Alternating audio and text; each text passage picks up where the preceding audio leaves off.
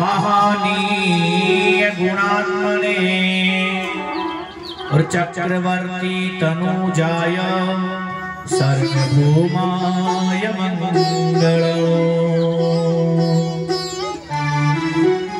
महाराज, आज तो बारात को एक दिन रोकने में भी पिता के रोंगटे रोमांचित हो जाते हैं। क्यों? आज के बाराती बनकर नहीं महाराज, राक्षस प्रवृत्ति से आते हैं। पिता को दिन भर इतनी चिंता अपने बिटिया के विवाह की नहीं होती, इतनी चिंता बारातियों की होती है कि बारात में कोई उत्पात न हो जाए, बारात में कोई झगड़ा न हो जाए। एक बात का निवेदन करें, आज के समाज में लोग बिटिया के पिता से याचना करते हैं, आपकी बिटिया के विवाह में कितना धन दे दोगे, कितना दहेज दे दोगे। और एक बात कहें, जिस पिता ने अपनी बिटिया को, अपने कलेजे के टुकड़े को अपने खून से सींच कर बड़ा कर दिया, उसे 20 साल का बनाकर किसी और के हाथ में सौंप दिया, समझ लीजिए उससे बड़ा धन और कुछ नहीं होता। महाराज दशरथ, हम आप सभी लोग जब किसी के घर पर निमंत्रण जाते हैं, बिटिया के घर पे जाते हैं, तो भोजन करते हुए हमने कमी निकाल देते हैं कि इस सब्जी में नमक कम था, इस मिठाई में मीठा कम था, इस पूरी में तेल अधिक आ गया। उस पिता से सोचो, उस पिता की भावनाओं को समझो, जिसने एक रुपया जोड़ के अपनी बिटिया को विदा कर रहा है, और हम उस पिता के घर पर जाकर नमक और मिर्च देखते हैं कि इसमें ये कमी रह गई। हाथ जोड़कर निवेदन करें, कभी किसी का संयोग नहीं कर सकते तो किसी का उपहास उड़ाने का हक हमको कोई नहीं देता है। आज राजा जनक अवध नरेश दशरथ के सामने हाथ जोड़कर कहते हैं, हे राजा दशरथ, मैंने अपनी बिटिया का पालन बड़े नाजुक से किया है, कभी इसके जीवन में कोई कमी नहीं आने दी है। महाराज, मेरी जितनी सामर्थ्य थी मैंने आपको खुश करने का प्रयत्न किया। अब महाराज, आप मेरी बिटिया को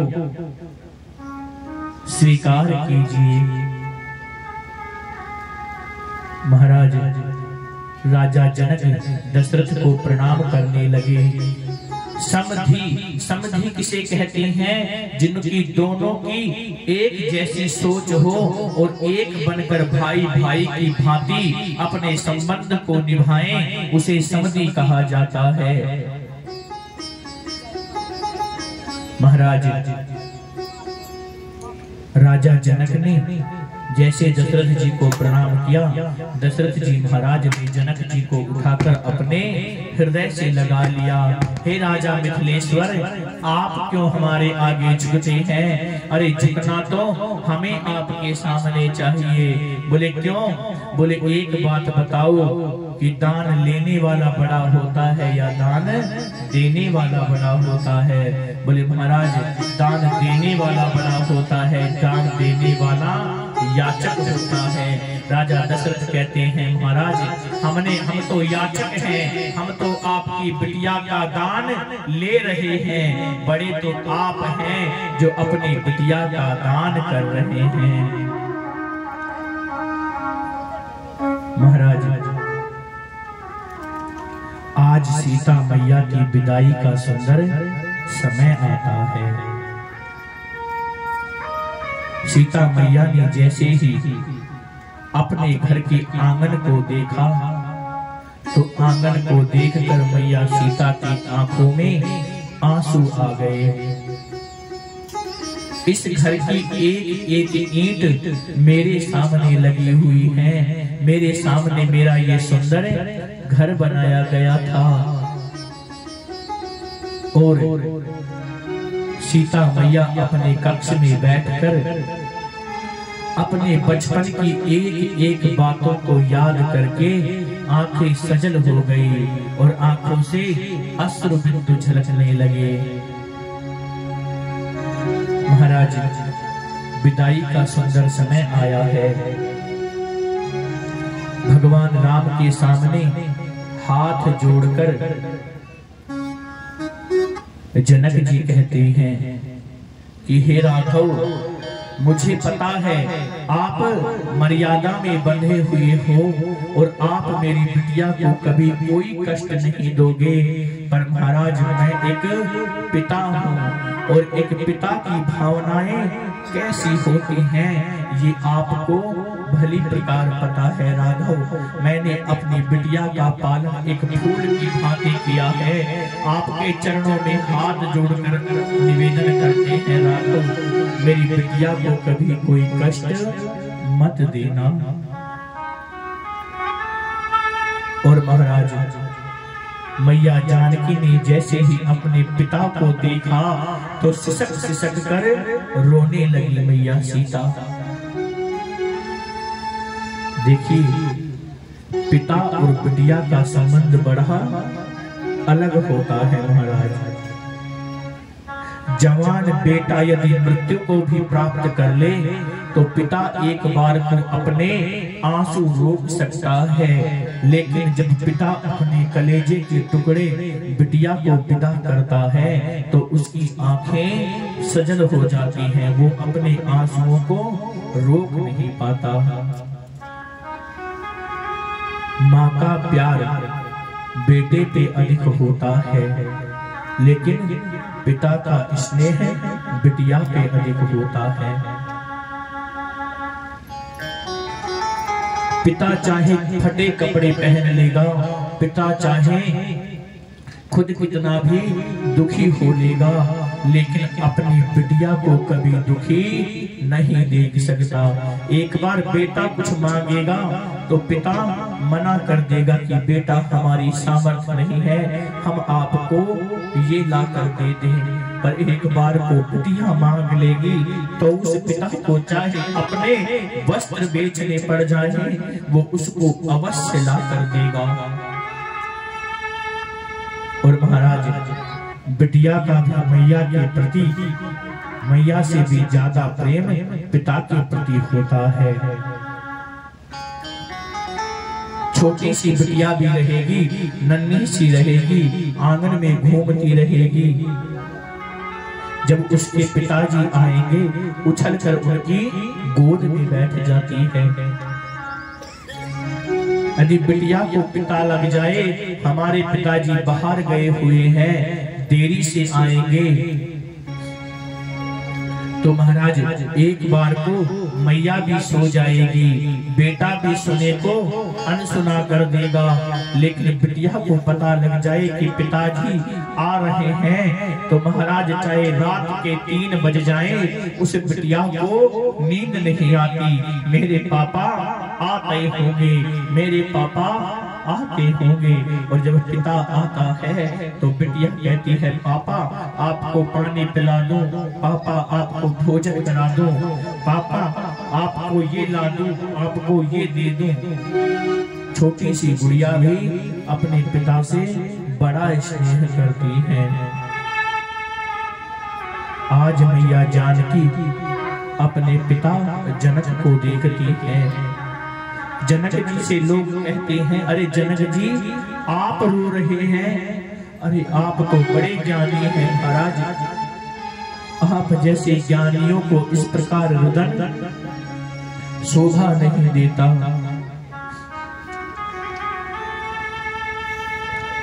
महाराज, जनक जी महाराज कहते हैं, भैया क्या बताए, इन बिटियाओं का प्रेम होता ही ऐसा है। ये पैदा किसी और क्यारी में होती है और शोभा किसी और खेत की बढ़ाती है।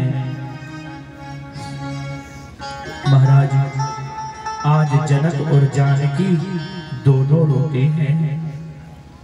पूरा परिवार महाराज बिटिया के प्रेम में इतना वशीभूत हो जाता है।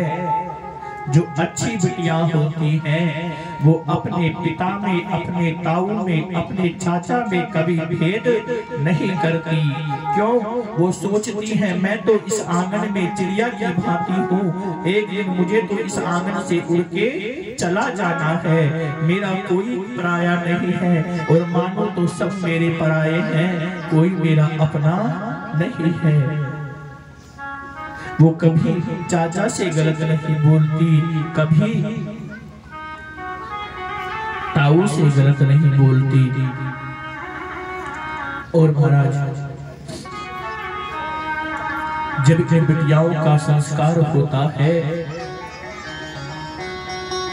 तो जब इनसे पूछते हैं कि क्या आप भी अपने होने वाले वर को देखना चाहती हैं, तो बिटिया मना कर देती है, हमें नहीं देखना, हमारे पिताजी जो करेंगे वहां चले जाएंगे, हमारे भाई जहां भेजेंगे हम वहां चले जाएंगे, हम क्या जाने क्या होता है। और महाराज इन बछियाओं को जिन खूंटे से बांध दिया जाता है, कुट लेंगी, पिट लेंगी, मर जाएंगी, लेकिन उस खूंटे को छोड़कर नहीं आएंगी। आज जनक और जानकी दोनों आपस में मिलते हैं।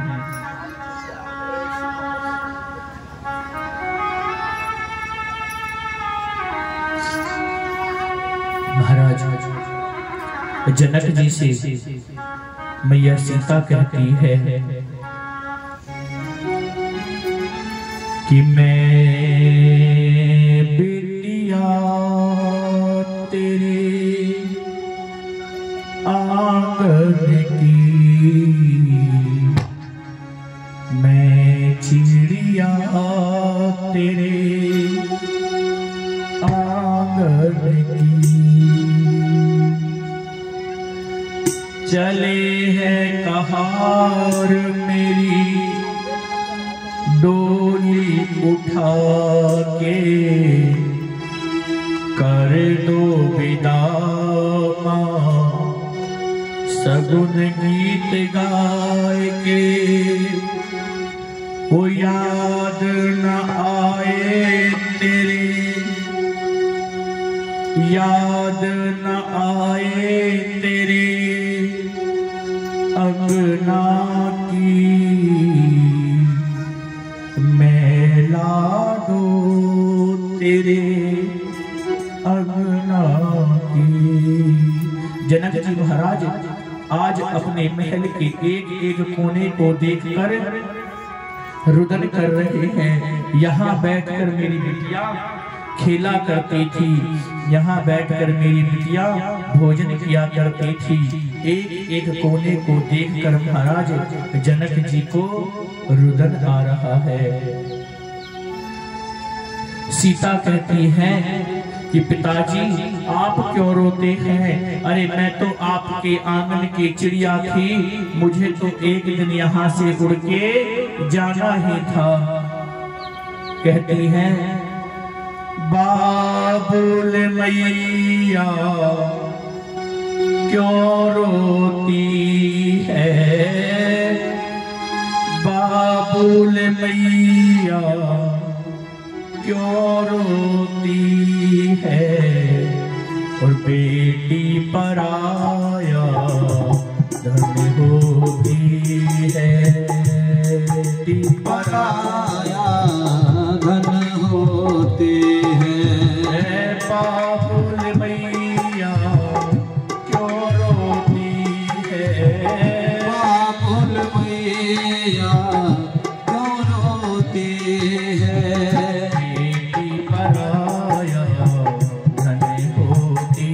है, बेटी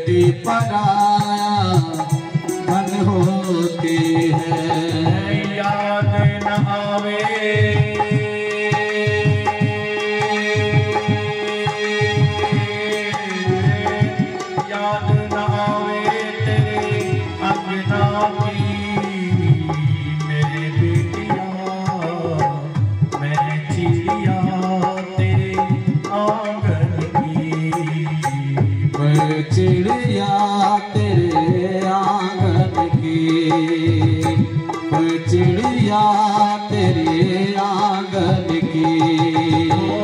मैं तेरी द्रौपदी तू मेरा कन्हैया,